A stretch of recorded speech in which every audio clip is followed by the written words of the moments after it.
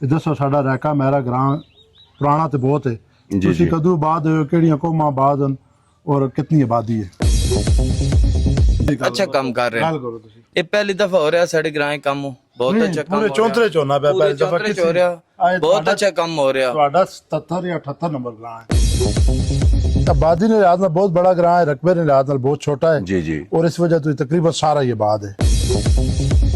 अस्सलाम वालेकुम, मैं शहजाद भट्ट तुसी देख रहे मेरा यूट्यूब चैनल चौंतरा देहात तारीखी सीरीज़ ने वाले नाल अज असीं आए हैं जी यूने कौन सा रैका मेरा ना ग्रां है रैका मेरा। साडे मेज़बान ने जनाब मेरे बुजुर्ग ने मेरे दोस्त ने वालद ने चौधरी जमरत खान साहब, ये साबका जनरल कौंसलर ने यूने कौन सा रैका मेरा ने। इन्हां नाल असां ज्वाइन किया जनाब मेरी लैफ्ट साइड से बैठे ने चौधरी मुख्तार अहमद, नाल राइट साइड से बैठे ने हबीब सुल्तान, चौधरी मोहम्मद जमरत साहब बैठे ने, नाल साडे बैठे ने जी अजमल भाई और आबद भाई। ये सारे इकट्ठे ने जी असां डिस्कशन की थी ग्रां ने मतलब ग्रां कितना पुराना है। इतने असीं आए हैं जिस टाइम अंदर आए हैं रैस कब्रिस्तान ने बाकी तकने आए हैं तो ये ग्रां बहुत कदीमी ग्रां है जिसने मतलब मुख्तलिफ ज़राए तो पता नहीं चला कि कितना कदीम ग्रां है। लेकिन जो जी असां दस्तियाब मतलब सीना बसीना गल्लां ने उसने मुतलक जिक्र कर सा। चो साहब तुसां बड़ी मेहरबानी तुसां टाइम दिता। दसो साडा रैका मेरा ग्रां पुराना तो बहुत है। जी तुसीं जी कदों आबाद होए हो, किहड़ियां कौमां आबाद हैं और कितनी आबादी है?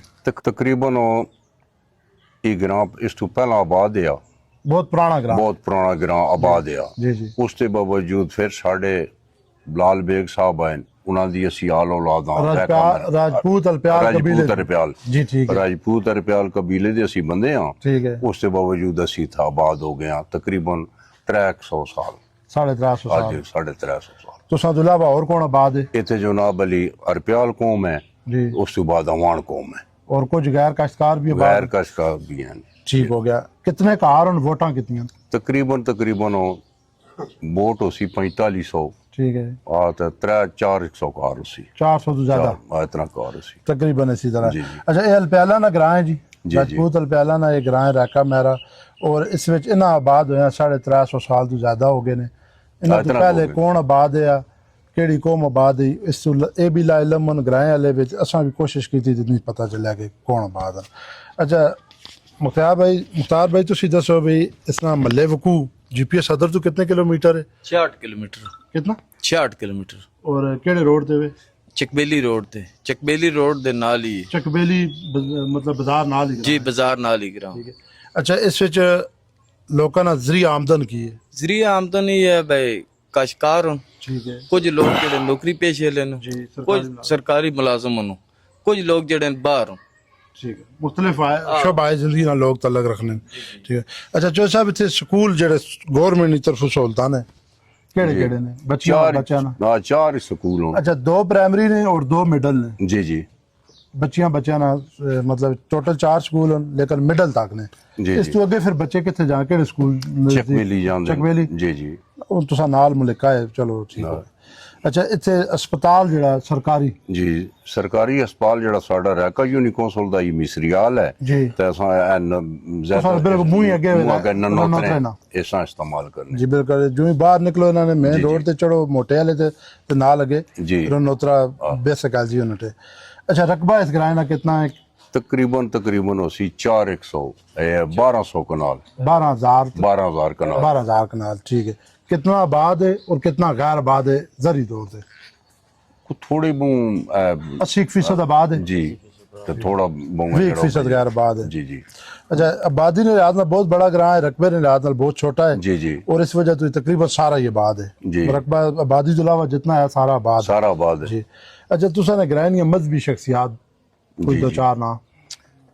हाफिज मोहम्मद कामुल हुरिये, जी मियां सुलेमान हुरिये। फौत हो गए दोनों। जी जी अल्लाह दोनों करी फौत के हो रहमत गए। करे। जी जी उन्होंने औलाद है कि उन अब खिदमत उन्हां दी अंजाम औलाद दे रहे। है खिदमतदार तो हुण कोई नहीं बारी दे बंदे नु। जी ठीक हाँ, मतलब वो भी अपना हिस्सा पा रहे जी हैं। जी ठीक है। हाँ। अच्छा सियासी शख्सियात तुसा ने ग्रां ने पहले तो उन्होंने ना लो ना जेड़े मतलब चेयरमैन रहे जी, जी। कौंसल ने जी जी फौत हो गए या जिंदा? हाजी मोहम्मद अकबर साहब है, जी हाजी मोहम्मद सादुक है। ए चेयरमैन रहे जी जी साहब का हुण फिलहाल जेड़ा मौजूदा दौर है परवेज है। चेयरमैन साहब जी, हो, जी। चौधरी परवेज। जी जी अच्छा और कुछ दो चार ना लो पीटीआई वाले टीएलपी वाले जो इंसार ग्रुप ने तो खुद जी जी चौधरी निसार दे तो साड़ा अपना मामला अपना जी, इन्होंने मामलात घरेलू समझो। जी बिल्कुल इसी तरह।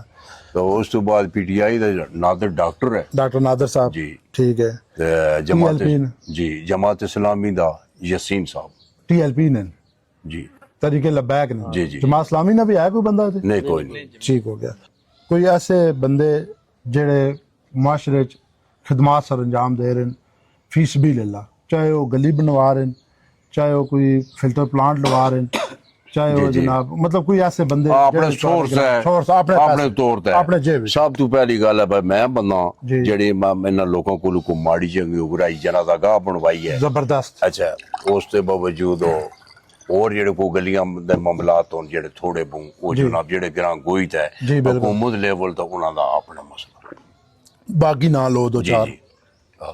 ਬਾਕੀ ਕੋਈ ਨਾ ਲੋ ਜਿਹੜੇ ਖਿਦਮਤ ਕਰਦੇ ਰਹੇ ਨੇ ਗ੍ਰਾਂ ਦੇ ਨਾਲ ਲੋ ਪੈਸੇ ਐਸੇ ਦਿੰਦੇ ਰਹੇ ਫੰਡ ਛਾਂਟ ਦਿੰਦੇ ਰਹੇ ਕੋ ਕਮ ਕਰਾਂਦੇ ਦੋ ਗੱਲ ਚਾਰ ਬੱਚਾ ਨਾ ਲੈ ਲੋ डॉक्टर मुदस्सर ठीक है हाजी मसूद साहब हो ठीक चौधरी अल्ताफ हो जी चाहे किसी पार्टी ने चाहे किसी मसलक ने लेकिन अगर ग्राय ने लोगों ने वो हेल्प कर रहे हैं तो पैप लगा रहे हैं गैस लगा रहे नहीं फिर उन्हें क्रेडिट दो जी जी इनकी तो जनाब वो शबीर साहब उन्हों साढ़े ग्रां दे जी डॉक्टर मुदस्सर हो साहब जी ठीक है सफ्तर मलक सफ्तर हो ठीक हो गया बड़ा ग्रां है अगर किसी ने नाम नहीं लै सकें तो फिर वो असी वीडियो की तवालत नहीं मद्देनजर या फिर इन्हें वक्ती तौर बंदे दिमाग च कोई नाम नहीं भी आ अच्छा साहब असा सिलसिला शुरू किया हर ग्रां वैने तुसा ने ग्रां भी जी आए जी ते इस बारे कोई कैसा काम है मतलब ग्रावां ने बारे लिखना वीडियो बनाना बहुत अच्छा काम है जी अच्छा काम कर रहे हैं करो तुसी ये पहली दफा हो रहा है साढ़े ग्रां काम